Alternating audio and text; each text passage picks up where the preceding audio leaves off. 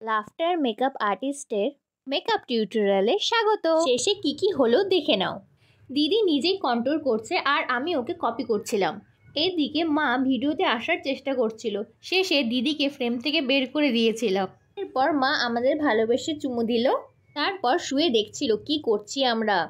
দিদির কন্ট্রোলিং শেষ হলে আমি আবার মেকআপ আর্টিস্ট হয়ে ব্লাশ অ্যাপ্লাই করলাম। এখন তো আর লজ্জায় গাল লাল হয় না, তাই ব্লাশ দিয়ে পিঙ্ক পিঙ্ক করে দিলাম।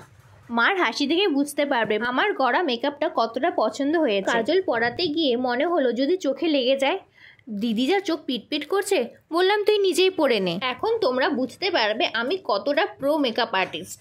মাস্কারাটা উল্টো খুলে দিয়েছি। মাস্কারা অ্যাপ্লাই করতে গিয়ে কি হলো দেখে নাও। চোখ মিটাই করবি না,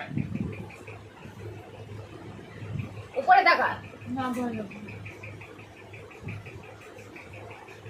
একটু দেখে আই বলবো নে হয়ে তুই পড় ভঙ্গি। অফ ক্যামেরাতে দিদি নিজে মাস্কারা অ্যাপ্লাই করে নিয়েছিল। এরপর আমি যা কাণ্ড করলাম।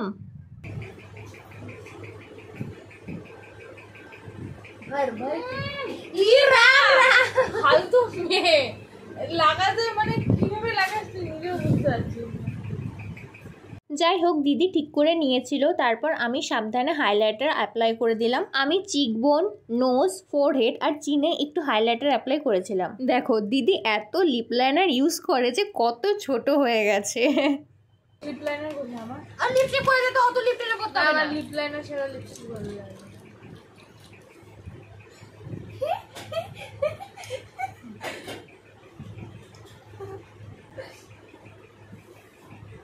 আগে লিপস্টিকের ডিজাইন দেখাবো।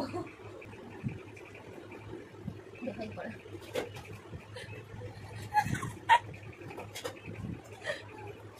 ফাইনালি লিপস্টিক অ্যাপ্লাই করার পর আমার মেকআপ ডান হয়ে গিয়েছিল। এরপর শাড়ি জুয়েলারি পরিয়ে দিদিকে কয়েকটা ছবি তুলে দিয়েছি। ও রিলসও বানিয়েছে কয়েকটা।